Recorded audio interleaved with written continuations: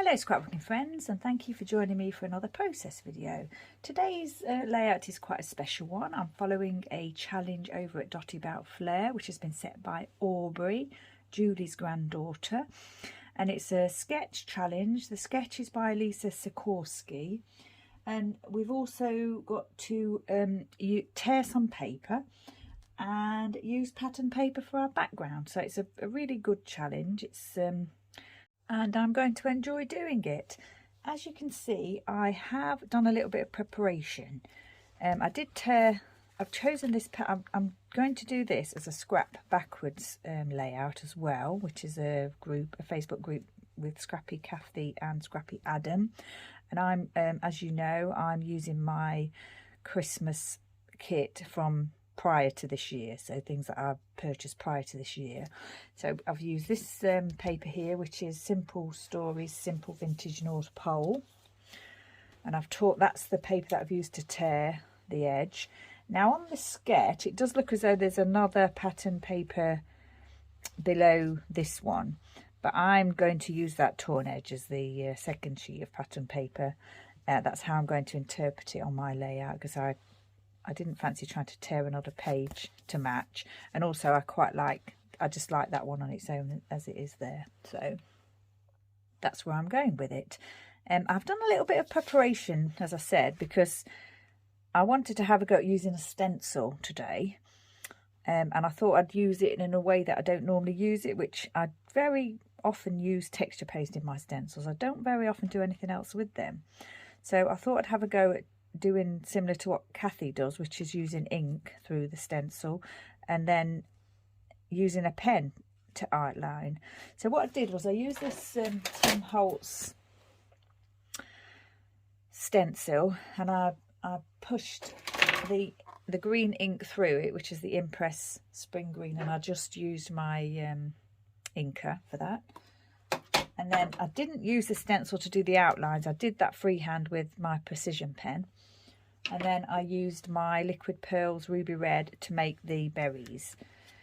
I was going to have a practice and then do it on camera, but I'd finished it and I didn't have much of this left, and I didn't fancy doing it again. So it's already done. But like I say, it's just a simple process of running the ink over the stencil, and then you can either leave the stencil in place to do the outline, which is what Kathy does, or you can remove the stencil and just do it. I just did it freehand because I didn't mind if it was more sort of not as precise as the stencil. And then, as I say, I use this to add the berries. So that's that done. I've also picked out my alpha, which is this American Crafts decoupage alpha, which I've used before. The simple title. I did pop the alphas down and they're stuck in place, so they're already in place.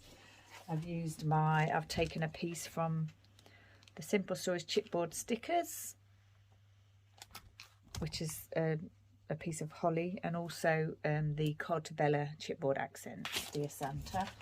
The pieces I've picked from today are here. I've got some Tim Holtz pieces here, some glitter pieces. I've got some Dotty about Flair to choose from. These sort of holly pieces that came from the chipboard sheet, and this one.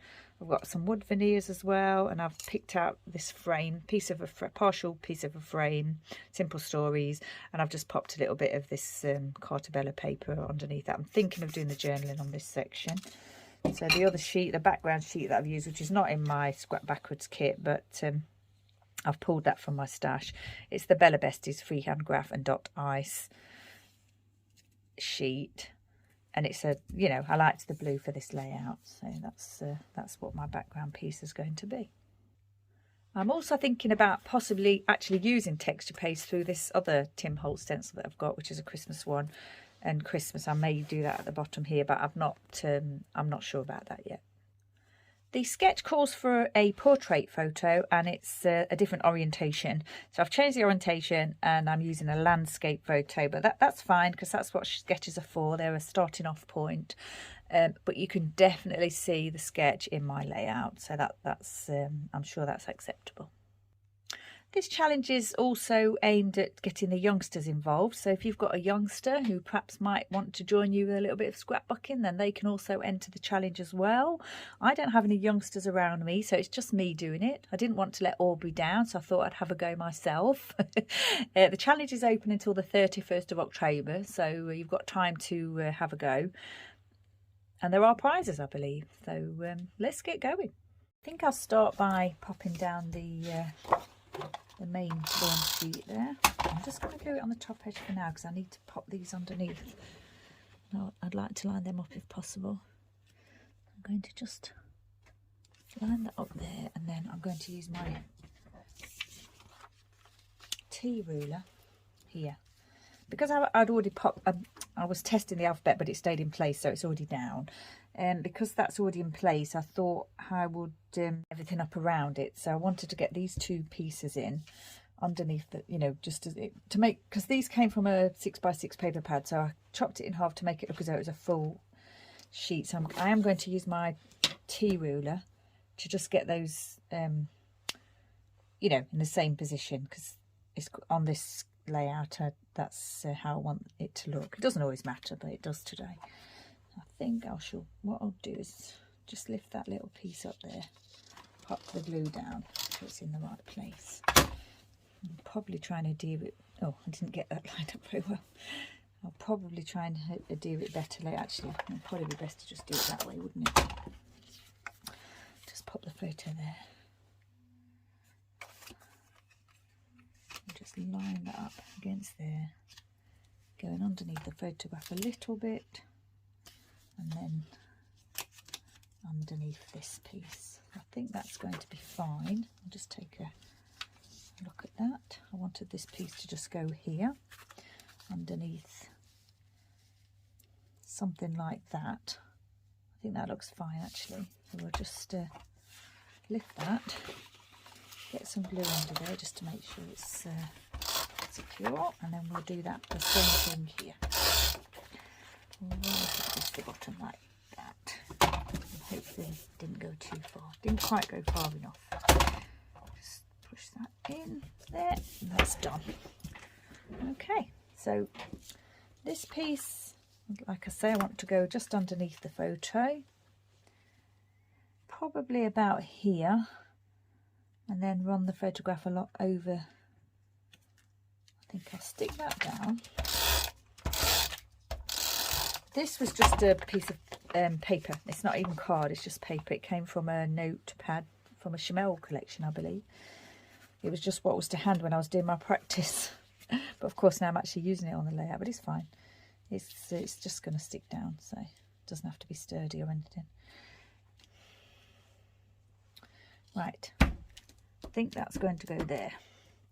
Now, I've picked out this piece, this frame piece that I thought, because in the sketch it does run from the photograph, so I thought I'd just pop that, you know, I'll just cut a small piece of paper just to fill the edge. It's got to, I don't want the blue shown underneath, so I need to do that just at that point there, so you don't see the blue. So what I've done is I've popped some foam pads under here already, so I'll get that stuck down and then we'll add the frame. So that's stuck down, and now we'll just pop some glue under here, pop this in place, and then I will do the writing on that later, so hopefully I'll be able to manage to do that, but I think it'll be fine. I don't want this bit showing on below the photo because of the sharp edge there, so I'm just going to move it up slightly and just to the point where you don't see the blue underneath. A little bit lower maybe, just there, like that. Just press that down, that should stick properly. Now we need to think about embellishing, so because I'm wearing pyjamas here, and there's some holly printed on the pyjamas, so I thought that's kind of why I went with a holly theme. So I thought I'd try and add a few more holly pieces to the layout. I've got these two wooden pieces that I've had for a long time, and I think these are the last two that I've got, and I'm pretty sure these came from Sainsbury's supermarket in the UK as part of their kind of Christmas wrapping range. I did get quite a few things from there one year. It was probably about 3 or 4 years ago. I got some lovely stars and all kinds of things from there, and that obviously utilising my scrapbooking rather than wrapping. I've picked out some Dotty about Flair that I thought might go well, and I was hoping to kind of create a sort of maybe a holly piece of holly using those elements. Well, I mean, that is holly leaves, but for the berry use the Flair.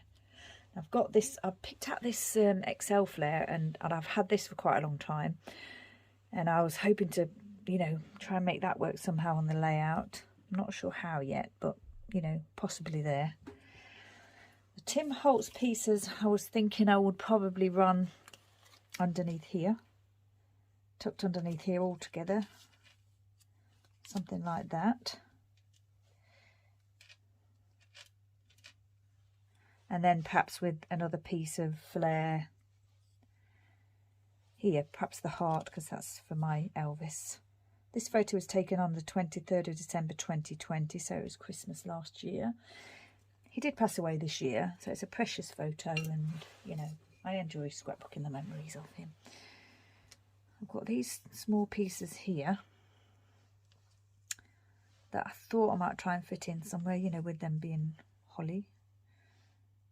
Obviously not in the same way that I've done there, but it's just another design element. I can't see if that's the correct way around or whether it matters, but we'll try. We'll pop. I was thinking perhaps popping that here with another bit of. I've got this one, which is nice. Just, you know, popping that there. I've got this piece as well. This is actually a foam sticker. I'm not sure where this came from, but I've got these blue wood veneer pieces. I was going to try and add them, but I don't want to go too far away from the sketch. And I'm thinking maybe I'll just have 3 elements of Flair rather than 4, because that's a nice, it's a nice design feature. Like I say, when I do my layouts, I'm just making a nice picture. I don't always go with design elements, but, you know, they do make a difference. They can make the difference to how easy on the eye the layout might look. So they are effective. I'm thinking I could possibly squeeze that one in there, perhaps, and maybe not this one. I do really like this though, but I think I'm going to save that for something else and use what I've got here. Yes, I think that's what I'm going to do. I don't want to think too much about it. I'm going to definitely glue this down because I like that there. Just using some ordinary PVA glue for this, and that'll stick absolutely fine. You don't need to use glossy accents for that. It does dry matte, so that helps as well if you know, put a little bit too much glue on. In place. I think I'll definitely pop this one down in that position. This is the lovely one with the tiny hearts. I'm not sure if you can see the tiny hearts. They're there. I didn't stick those down, did I? I need to do that first. Let's do pop that one out. I had a whole packet of these, and when I purchased them originally, I actually thought they were big. I thought they were 3x4 cards. So when they arrived, they were a lot smaller than I thought they were going to be. But I've had them a few years now, and I get use out of them. I like to add them to pages, even though I thought they were, you know, Project Life cards. I don't suppose it actually said that in the description. It's just what I imagined, I think, when I saw them. I think I'll pop those there like that. They don't have to be straight. They can just be a little bit skew-iff to add to the design there. Pop this one there. I like the look of that there, and I think I'm going to add that one there. Still don't know which way the script is, but I'm just going to, I think I'll probably pop it over that little corner there and add that. Is that a sticker? I think it is a sticker. Yep, it's a sticker, but I will add a little bit of extra adhesive to that just to make sure it stays in place. Hopefully not too much. Don't want it to squeeze out from underneath. I was going to pop these on here, wasn't I? They've got little bits running off of them that could do with being trimmed off, but I haven't got I haven't really got anything that would do that effectively, so I think I'm just going to leave them on and just leave the rough edges as part of the design. I'm sure that's fine.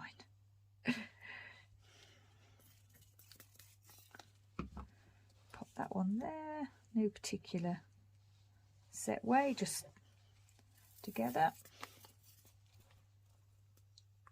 That one there.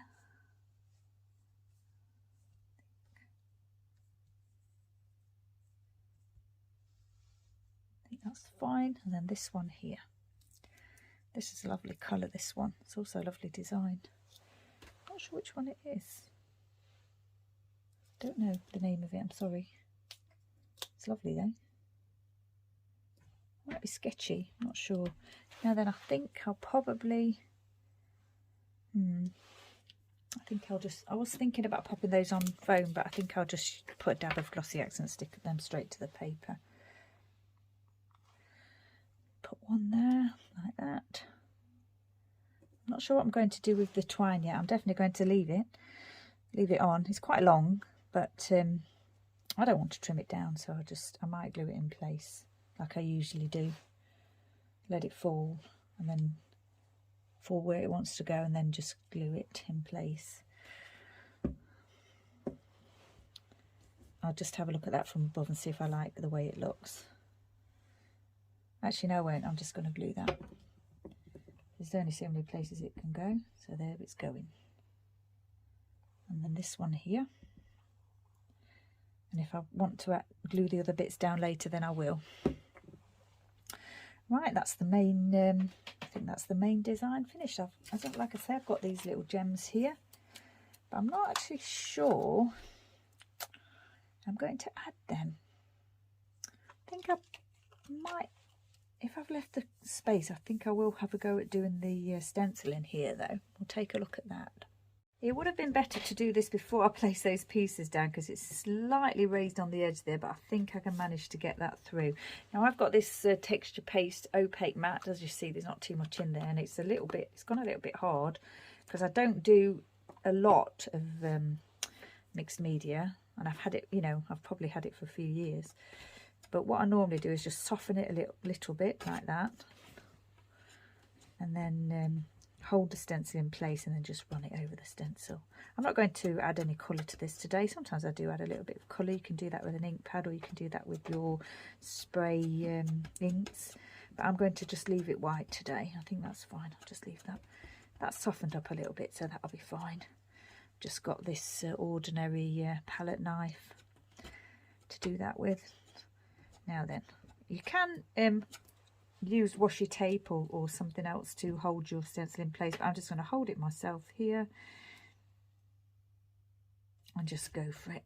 Try not to get any into the other bits. You can of course cover the other bits as well, these words below and above, with a small amount of washi tape just to prevent that, but I'm just going to try and be careful. I'm a little bit impatient to do that, so right. You may not, I don't know whether you better see